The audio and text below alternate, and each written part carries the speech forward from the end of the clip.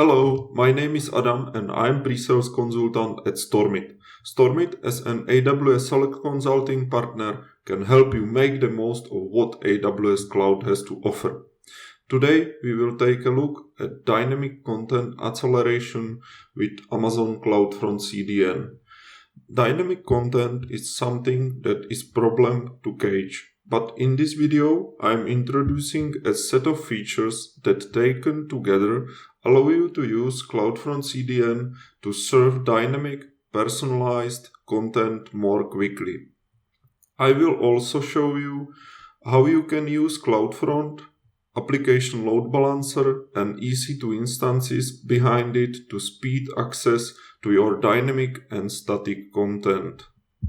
So at first we will look at what is dynamic content and why use Amazon CloudFront for its acceleration, then on some specific benefits of CloudFront, and at last I will create a simple infrastructure with Route 53 DNS, CloudFront, autoscaling group of EC2 instances and application load balancer, which is at this moment the most used way how to distribute dynamic content to users. So what is dynamic content? Dynamic content refers to web content that changes based on user behavior, preferences, and interests. It refers to website content which is generated when a user requests a page. Dynamic content is personalized and adjusted based on the data you have about your users and the time of visit, intending to provide your visitors with an engaging and satisfying online experience. Often powered by applications and scripts, dynamic content works in tandem with static content, such as images, videos, etc. Using a traditional server-based approach can add more load to your web server origin and the underlying database. It can also be challenging to scale out or handle spiky workloads. With CloudFront, your end users' connections are terminated at CloudFront edge locations closer to them, which helps to reduce the overall round-trip time required to establish a connection. And for the benefits of CloudFront for dynamic content, the first one is the persistent TCP connections. Establishing a TCP connection takes some time because each new connection requires a three-way handshake between the server, your origin, and the client. CloudFront leverages persistent connections to each origin for dynamic content. Reusing these long-distance connections back to the server can eliminate hundreds of milliseconds from SSL handshakes. Here is a simple example of the SSL connection of Route 53 health checks directly to ALB and to CloudFront distribution. As you can see, the SSL handshake with CloudFront is a couple of hundreds milliseconds quicker than directly with ALB. CloudFront has around 20 milliseconds and ALB around 700 milliseconds. And the time to the first byte is also quicker. CloudFront has around 570 milliseconds and ALB, as you can see, around 880. And the second benefit is that you can optimize data transfer costs. Data transfer from AWS resources such as EC2, S3, ELB to the public internet can create significant expenditure. Data transfers between these common AWS services and CloudFront edge locations worldwide are free of charge. CloudFront also has better pricing for data transfer out to the public internet, so with this solution you can reduce the cost of DTO. But obviously every project is unique, but we are confident that by smartly using CloudFront, it is possible to achieve overall lower costs. For more information, use the link below and calculate possible savings on CloudFront. And as a third benefit, you can enhance your overall security. With CloudFront as the entry point to your network, you can move possible attacks to its level and protect your underlying IT infrastructure. CloudFront accepts only well-formed connections and reduces the number of requests and TCP connections that return to your web application. This can help or will help you prevent many common DDoS attacks such as SYN floods or UDP reflection attacks. And additionally, a geo-distributed architecture will help you isolate these attacks close to them, allowing you to continue serving your applications without any impact elsewhere. And as a fourth benefit, you can get better overall performance. CloudFront always finds the fastest way to deliver your content by constantly measuring the speed of transfer through multiple routes. Some of your content can be served from CloudFront caches, so your origin server does not have to serve everything itself. And for communication with other AWS services, CloudFront uses AWS Backbone Network, that is Amazon's custom-built network with the highest standards, which enables the effective transfer of data between CloudFront edge locations and services like EC2, S3, or ALB. And as a fifth benefit, you get some specific functions of CloudFront for dynamic content. First one is multiple origins. So you can reference multiple origins from a single CloudFront distribution. This means that you could, for example, serve images, videos from Amazon S3 and dynamic content from ALB and autoscaling group of EC2 instances. And you can use query strings with CloudFront. CloudFront uses them as a part of its cache key, as the one you see here. And this is an optional feature, and it gives you the ability to cache content at the edge that is specific to a particular user's city, such as weather or traffic. And as a last one, cache behaviors, that you can select the types of files such as JPEG, PNG, or MP4, or even whole folders paths that you want to cache and which you do not. And for our demo, one of the most common AWS architectures for dynamic content distribution is based on Amazon EC2 instances, an autoscaling group, and Elastic Load Balancer, in this case, Application Load Balancer. Let's look at how to add CloudFront distribution to this infrastructure and how to create an ALB with SSL termination and Route 53 record. And what we already have in this example, our infrastructure is based in Frankfurt region, Amazon EC2 instances with Bitnami WordPress AMI image and launch template, the autoscaling group with a dynamic scaling policy that spans 2 AZs, and this infrastructure will use SSL HTTPS termination on ALB, so we need 2 ACM public certificates for our test domain, one in Frankfurt region for the ALB and the second in North Virginia for CloudFront distribution and Route 53. So I am in the AWS Management Console, and first thing I want to do is to show you some of the things I already have prepared. So I will go to Certificate Manager. As you can see, I am in Frankfurt region. So I will go to Certificate Manager and I will go to my certificates. And as you can see, I already have one certificate for my test 2022.cf, and I already have this certificate also in North Virginia. I will show you later why. And now we can go to EC2 instances, and I already have 2 instances in Frankfurt region, so I will go to Frankfurt.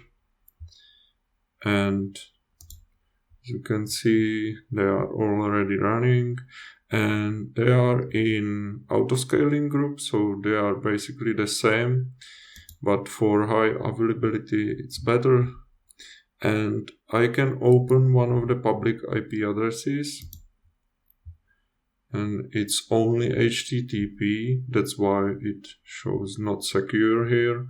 And this is some example site in WordPress where I have some example content with text and pictures, etc.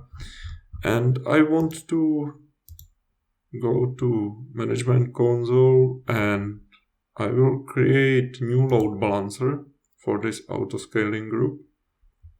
So we will click on create load balancers, and it will be application load balancer, and we can just name it as WordPress app, and it will be internet facing, and we have our instances in these two subnets,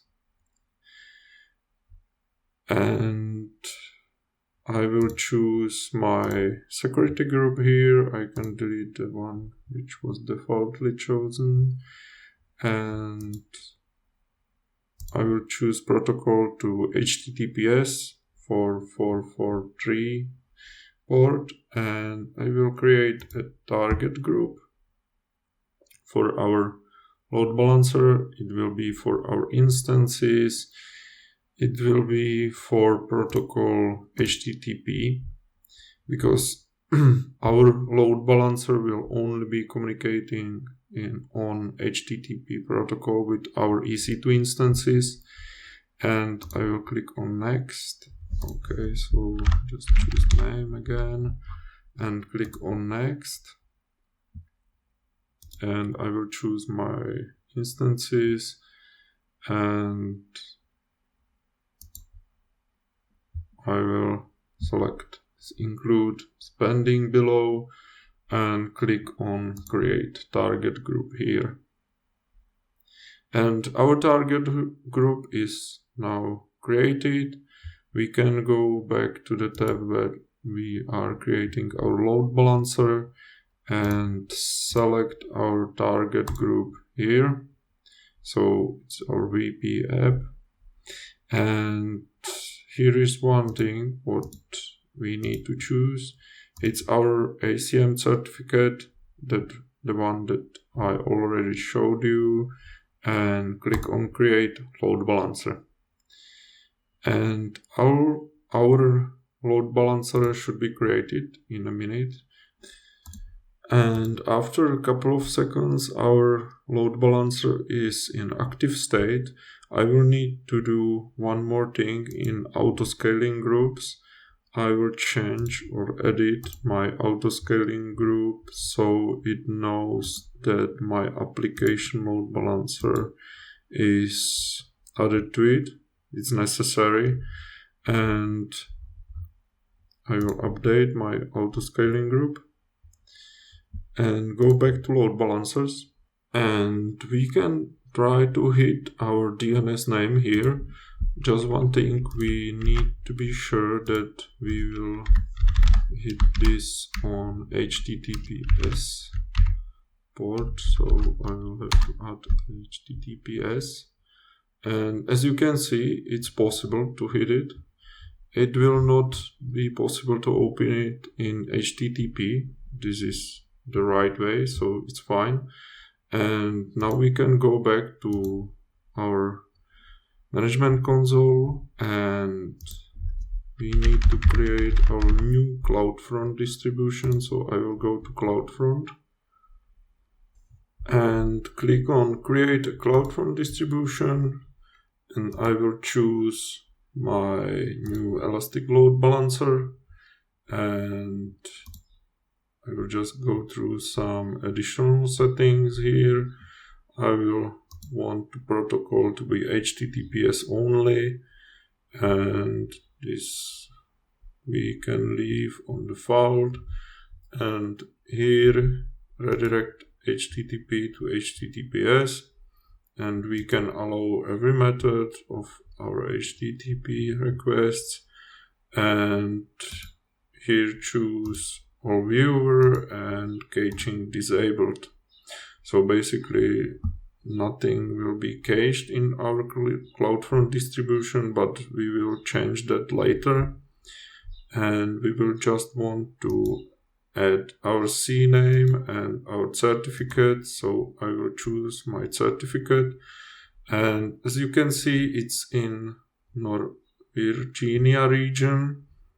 It's why I need 2 certificates, one in Frankfurt for my ALB and one in North Virginia for CloudFront distribution and Route 53.